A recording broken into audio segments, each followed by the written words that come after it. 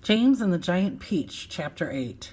The news that a peach almost as big as a house had suddenly appeared in someone's garden spread like wildfire across the countryside, and the next day a stream of people came scrambling up the steep hill to gaze upon this marvel.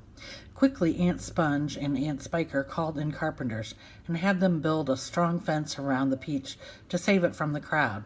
And at the same time, these two crafty women stationed themselves at the front gate with a large bunch of tickets and started charging everyone for coming in. Roll up, Aunt Spiker yelled. Only 1 shilling to see the giant peach. Half price for children under 6 weeks old, Aunt Sponge shouted.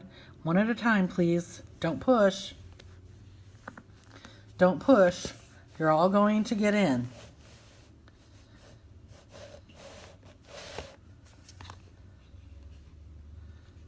Hey, you, come back there. You haven't paid.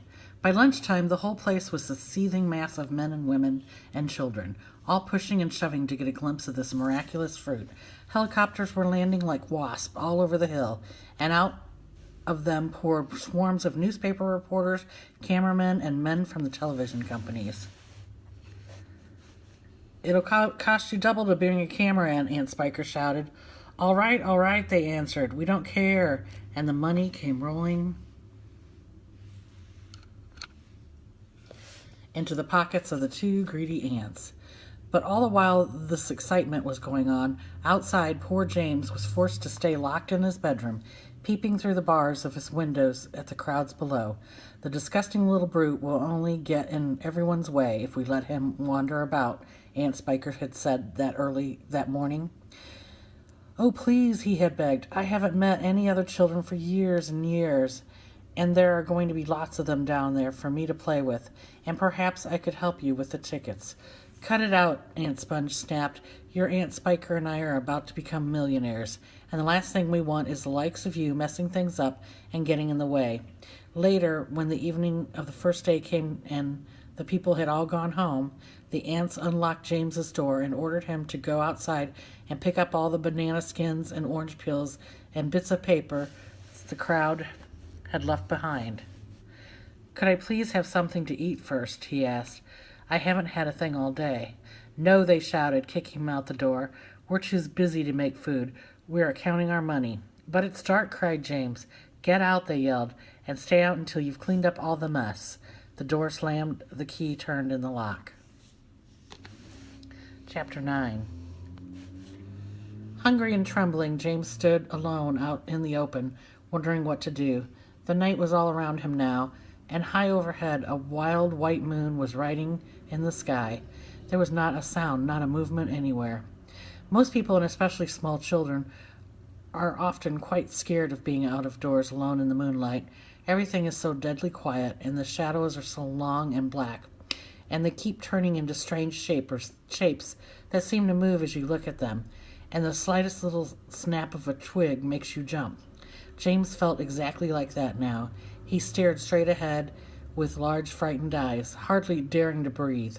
Not far away in the middle of the garden, he could see the giant peach towering over everything else. Surely it was even bigger tonight than ever before. And what a dazzling sight it was. The moonlight was shining and glinting on its great curving sides, turning them to crystal and silver. It looked like a tremendous silver ball lying there in the grass, silent, mysterious, and wonderful. And then all at once, little shivers of excitement started running over the skin on James' back. Something else, he told himself. Something stranger than ever this time is about to happen to me again soon. He was sure of it. He could feel it coming. He looked around him, wondering what on earth it was going to be. The garden lay soft and silver in the moonlight. The grass was wet with dew, and million dewdrops were sparkling and twinkling like diamonds around his feet. And now suddenly the whole place, the whole garden, seemed to be alive with magic. Almost without knowing what he was doing, as though drawn by some powerful magnet,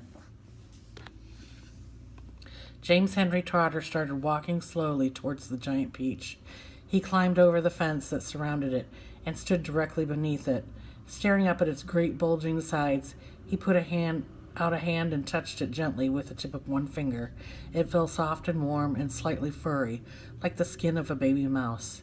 He moved a step closer and rubbed his cheek lightly against the soft skin. And then suddenly, while he was doing this, he happened to notice that right beside him and below him, close to the ground, there was a hole in the side of the peach.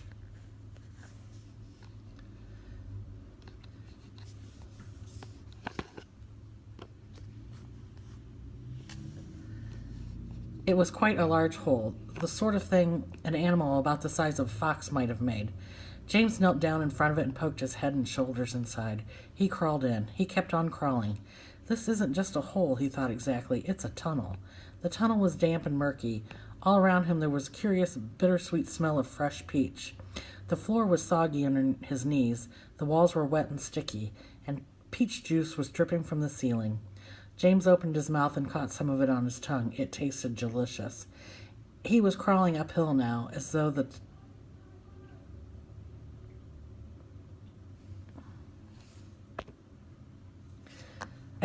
tunnel were leading straight toward the very center of the gigantic fruit. Every few seconds he paused and took a bite of the wall. The peach flesh was sweet and juicy and marvelously refreshing. He crawled on for several more yards. Then suddenly, bang, the top of his head bumped into something extremely hard, blocking his way. He glanced up. In front of him there was a solid wall, which seemed at first as though it were made of wood. He touched it with his fingers. It was certainly felt like wood, except that it was very jagged and full of deep grooves. "Good heavens," he said, "I know what this is. I've come to the stone in the middle of the peach." Then he noticed that there was a small door cut in the face of the peach stone. He gave a push. It swung open. He crawled through it, and before he had time to glance up to see who was there, he was heard a voice saying, "Look who's here," and another one said, "We've been waiting for you." James stopped and stared at the speakers, his face white with horror. He started to stand up, but his knees were shaking so much he had to sit down on the floor. He glanced behind him, thinking he could bolt back into the tunnel the way he had come, but the doorway had disappeared. There was now only a solid brown wall behind him. James' large, frightened eyes traveled slowly around the room. The creatures, some sitting on chairs, others reclining on a sofa, were all watching him intently.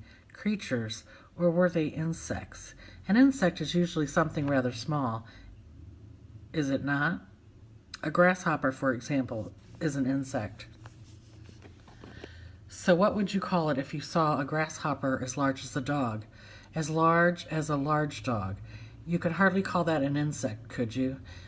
There was an old green grasshopper as large as a large dog sitting on a stool directly across the room from James now. And next to the old green grasshopper there was an enormous spider.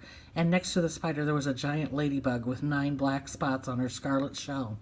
Each of these 3 sat squatting upon a magnificent chair. On a sofa nearby, reclining comfortably in curled-up positions, there was a centipede and an earthworm. On the floor, over in the far corner, there was something thick and white that looked as though it might be a silkworm, but it was sleeping soundly and nobody was paying attention to it. Every one of these creatures was at least as big as James himself, and in the strange greenish light that shone down from somewhere in the ceiling, they were absolutely terrifying to behold. "I'm hungry," the spider announced suddenly and staring hard at James. "I'm famished," the old green grasshopper said. "So am I," the ladybug cried. The centipede sat up a little straighter on the sofa. "Everyone's famished," he said. "We need food." 4 pairs of round, black, glassy eyes were all fixed upon James. The centipede made a wriggling movement with his body as though he were about to glide off the sofa, but he didn't. There was a long pause and a long silence. The spider, who happened to be a female spider, opened her mouth and ran a long black tongue delicately over her lips. "Aren't you hungry?" she asked suddenly, leaning forward, addressing herself to James. And poor James was backed up against the far wall, shivering with fright, and much too terrified to answer. "What's the matter with you?" the old green grasshopper asked. "You look positively ill." He looks as though he's going to faint any second, the centipede said. Oh my goodness, the poor thing, the ladybug cried. I do believe he thinks it's him that we are wanting to eat. There was a roar of laughter from all sides. Oh dear, they said. What an awful thought. You mustn't be frightened, the ladybug said kindly. We wouldn't dream of hurting you. You are the one of us now. Didn't you know that? You're one of the crew. We're all in the same boat. We've been waiting for you all day long, the old green grasshopper said. We thought you were never going to turn up. I'm glad you made it. So cheer up, my boy, cheer up, the centipede said. And meanwhile, I wish you'd come over here and give me a hand with these boots. It takes me hours to get them all off by myself.